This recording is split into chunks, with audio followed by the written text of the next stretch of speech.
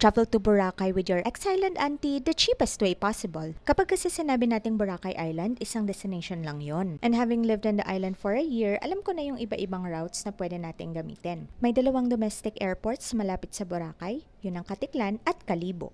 And dahil marami akong time na nagbiyahe ako, I flew via the Kalibo Airport. Malaki kasi yung difference sa flight, minsan doble or triple pa. So yung natitipid ko sa flights, pinambubuk ko ng airport transfers. Every time I go to Boracay, may Boracay guide talagang nagsusundo sa akin. Kasi pag dalabas mo ng airport, andyan na agad sila. Di mo na kailangan pumila, as in lahat sila na. Super seamless kasi pag may airport transfers ka. From the airport to your ferry or your van, makakarating ka sa destination mo in no time. Hoy, this is no way sponsored ha, pero pag ginamit mo yung Agoda code ko, pwede ka maka-discount sa airport transfers mo. Let me show you how. Go to your Agoda app and select activities. Select your destination and look for Boracay shared transfers. Hanapin nyo lang yung logo ng My Boracay Guide. Make sure na nasa coupon wallet nyo na yung code ko ha, para before you check out, makikita nyo na kung magkano yun na discount. O, diba? Nakamura ka pa rin. And like I said, seamless travel ito kasi ihahatid ka talaga nila sa hotel mo. Ganun din sa pauwi. They take care of everything and they make sure na nandun ka sa bangka na hindi ka nalilate. Itong isang route naman na ituturo ko sa inyo, mostly locals talaga ang gumagawa. And kung wala kang hinahabol na schedule at marami kang time para bumiyahe, may mga regular na biyahe from Batangas to Katiklan and vice versa on a weekly basis. So nung pauwi na nga ako ng Manila, I've booked via the To-Go app. Warning lang ha, 12 hours yung biyahe dito and usually gabi yung biyahe. Pero pag akyat mo rin naman sa barko,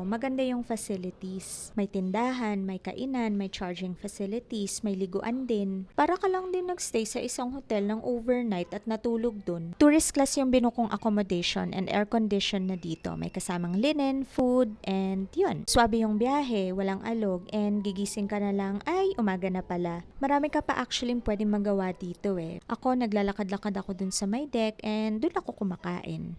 Ito yung breakdown ng nagastos ko with transportation going to Boracay last July. Marami pa akong isi-share na tipid hack. So follow along and let's enjoy Boracay together. It's your ex-island auntie. Don't forget to use my Agoda code and enjoy Boracay Island. Bye!